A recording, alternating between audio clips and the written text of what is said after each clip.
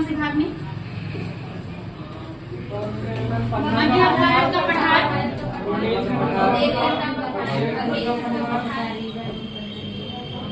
ये मध्य भारत का पठार हुआ है ना।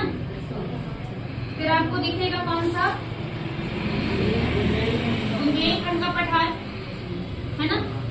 फिर इस तरह से आपको थोड़ा सा यहाँ दिखेगा कौन सा? मालवा का पठार दिखेगा, रीवा पन्ना का पठार दिखेगा और बघेलखंड का पठार। और यहाँ पर आपको क्या दिखने वाली है? नर्मदा सोन घाटी। और यहाँ पर क्या दिखने वाला है? सतपुड़ा, सतपुड़ा मेकल श्रेणी दिखेगा है ना। ये सतपुड़ा मेकल श्रेणी है आपकी। ये मालवा का पठार है और ये है नर्मदा घाटी है ना बच्चे। ये है बघेलखंड का पठार। हाँ, जहाँ आप लोग अभी बैठे हुए हैं। रीवा पन्ना का पठार फिर पढ़ेंगे, ठीक है ना। बुंदेलखंड का पठार पढ़ने वाले हैं, मध्य भारत का पठार पढ़ने वाले हैं। लेकिन अगर आपसे प्रश्न पूछ ले कि फिजियोग्राफी मैप ऑफ इंडिया के अकॉर्डिंग बताइए कि मध्य प्रदेश को कितने भागों में बांटा गया है, तब आप लोग क्या उत्तर देंगे? 3 भागों में। कौन कौन से? तब आप लोग बोलेंगे पहला मध्य उच्च प्रदेश, दूसरा बघेलखंड का पठार और तीसरा क्या बोलेंगे आप लोग? सतपुड़ा मेकल श्रेणी, ठीक है ना।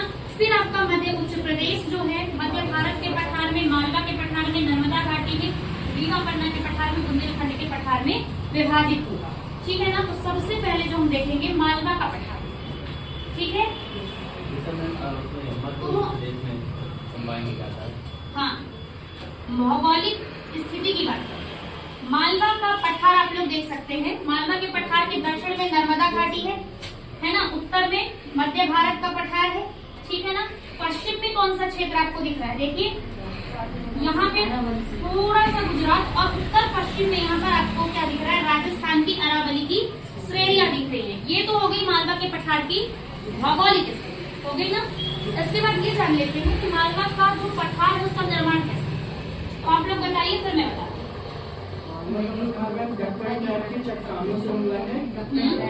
वेरी गुड, बहुत बढ़िया। आकृति बन गई है। हुआ कैसे कि उस समय पे क्या हो रहा था? दरारी उद्भेदन हो रहा था, मतलब दरारें पड़ रही थी, भूगर्भिक हलचलें हो रही थी और भूगर्भिक हलचलों के परिणाम स्वरूप क्या हुआ? दरारें पड़ गई। और जब दरारें पड़ गई तो यहाँ पर इस तरह से क्या हुआ? लावा बाहर निकल आया, लावा। और लावा जो निकला वो कैसा था? पतला था। लावा बाहर निकल करके ठंडा हुआ, ठंडा होने के बाद क्या होगा? जम जाएगा। और जब जमा तो यहाँ पर प्राथमिक प्रकार की चट्टानें बनती हैं। कौन सी चट्टान? आग्नेय चट्टान, आग्नेय चट्टान बन गई। और इन्हीं दक्कन ट्रैप की लावा विशाल आग्नेय चट्टानों से किसका निर्माण हुआ है? मालवा के पठार का निर्माण हुआ है। मतलब चट्टानें भी यहाँ यही पाई जा रही होंगी, है ना, दक्कन ट्रैप वाली। अब मुझे बताओ, अगर आप लोगों को, बच्चा मैंने बार बार कहा है कि यदि आपको किसी भी क्षेत्र का निर्माण पता है तो मिट्टी आपको याद करने की जरूरत नहीं पड़ेगी। दक्कन ट्रैप है मतलब मिट्टी कौन सी होगी? काली होगी। आपको एक बात पता है कि जो आग्नेय चट्टान है उसमें लौह तत्व की प्रधानता होती है, आयरन की प्रधानता होती है, पता है ना। और आयरन जो है, आयरन की यहाँ पर प्रधानता है। अब आग्नेय चट्टान क्या हो रही है? गर्मी में फैल रही है, ठंडी में उसमें सिकुड़ रही है, फिर फैल रही है, फिर सिकुड़ रही है। तो हुआ क्या? धीरे धीरे ये चट्टानें क्या होंगी? टूटेंगी कि नहीं टूटेंगी? तो टूट कर ये चट्टानें क्या हो गई? यहाँ पर इकट्ठा होने लगी, ठीक है। और क्या हुआ? मिट्टी का निर्माण हुआ। कौन सी मिट्टी का? काली मिट्टी का निर्माण हुआ। काली मिट्टी का काला रंग किस वजह से होता है? मैग्नेटाइट भी क्या है ना, बिल्कुल लोहे का अयस्क है। अगर बच्चे मिट्टी आपको पता है तो फसल आपको याद करने की जरूरत नहीं है। कौन सी फसल होगी? गेहूं, कपास और सोयाबीन। मतलब मालवा के इस क्षेत्र में क्या होने वाला है? कपास और गेहूं। इस क्षेत्र में आपको सोयाबीन मिलेगा और गेहूं, यहाँ पर दलहन और गेहूं मिलने वाला है ना। मतलब आपको निर्माण पता है तो मिट्टी पता होगी, मिट्टी पता है तो क्या पता होगा?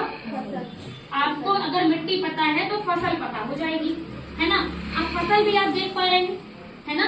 तो आपको वर्षा का अनुमान अपने आप लगा लेना चाहिए कि फसल इस प्रकार की हो रही है, तो इसका अर्थ हुआ इसी तरह की फसल के अकॉर्डिंग यहाँ पर वर्षा होगी। तो कितनी वर्षा होती है मालवा के पठार में? 75 से 100 सेंटीमीटर। तो वर्षा होती है यहाँ पर 75 से 100 सेंटीमीटर की वर्षा मिलेगी आपको देखने को, है ना। अब जलवायु कैसी है इसकी? मालवा के पठार की जलवायु कैसी है? समशीतोष्ण है। कैसी जलवायु है? समशीतोष्ण जलवायु। बच्चा, समशीतोष्ण जलवायु का अर्थ क्या होता है?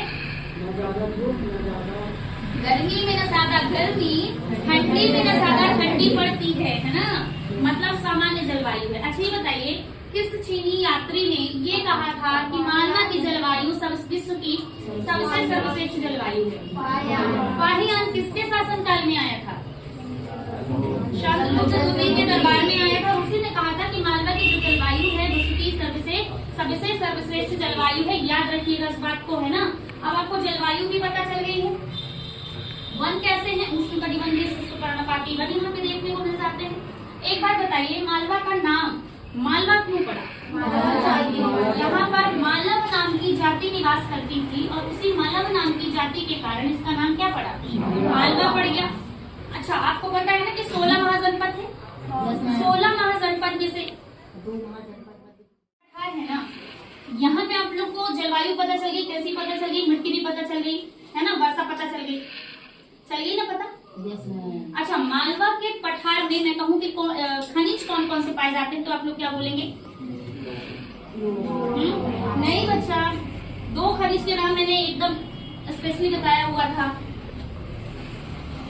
स्लेट मिलती है मंदसौर में, स्लेट मिलती है मंदसौर में, रॉक फॉस्फेट मिलता है झाबुआ में। याद करिए, याद आ रहा है? आपके पूरे भारत में 16 महाजनपद थे, आपको याद है प्राचीन समय में। मध्य प्रदेश में 2 महाजनपद मिलते थे, एक का नाम अवंती था, एक का चेदी था। तो मालवा वाले क्षेत्र में कौन सा पड़ रहा था भाई? अवंती पड़ रहा था। और चेदी कहाँ था? चेदी कहाँ था? बुंदेलखंड वाले में पड़ रहा था, है ना। तो मालवा में क्या बोलेंगे आप लोग? अवंती था। और मालवा में अगर मैं उद्योगों की बात करूं कि मालवा में कौन कौन से उद्योग थे बच्चे, तो आप लोग क्या बोलेंगे कि इंदौर है आपके पास कि नहीं? उज्जैन है कि नहीं? तो इंदौर और उज्जैन का सूती वस्त्र उद्योग, नागदा का रेशम उद्योग, ठीक है, याद रहेगा। देवास का आपका बैंक नोट प्रेस, पीथमपुर है आपके पास में, है ना। ऑटोमोबाइल उद्योग वहाँ का बहुत फेमस है, ठीक है ना। तो ये पूरी चीजें आप लोगों को याद में रखनी है, ठीक है। और अगर मैं कहूँ पर्यटन स्थल, तो आप लोग क्या बोलेंगे? आपको तुरंत उज्जैन याद आ जाना चाहिए। संदीपनी आश्रम, भर्तहरि की गुफा, कालिया देव की गुफा, है ना, आनी चाहिए ना याद।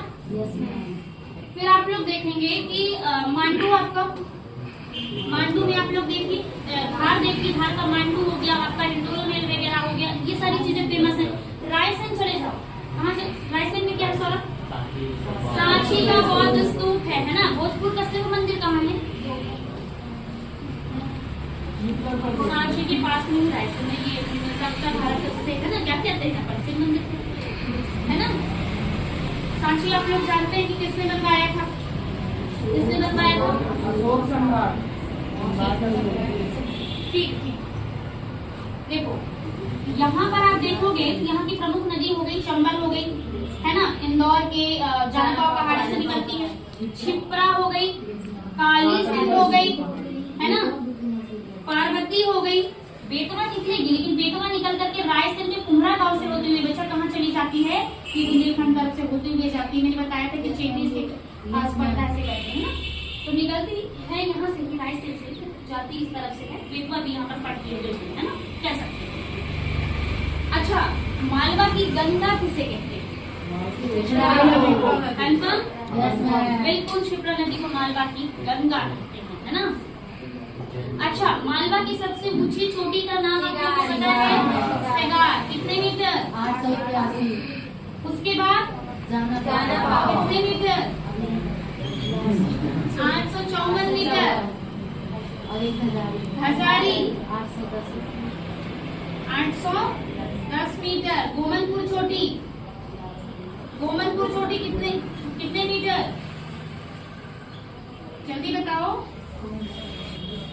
510 मीटर है ना। ये पूरी मालवा की चोटियां हैं, ये आपको याद में रखना है ना। तो हमने क्या क्या देखा? हमने देखा मालवा की भौगोलिक स्थिति देखी, हमने देखा मालवा का निर्माण कैसे हुआ है, मालवा में कौन सी मिट्टी मिलती है, मालवा में वर्षा कितनी होती है ना, मालवा की जलवायु कितनी है ये देखा, मालवा में कौन से खनिज मिलते हैं, ठीक है ना। फिर मालवा में कौन कौन से उद्योगों का विकास हुआ है ये देखा।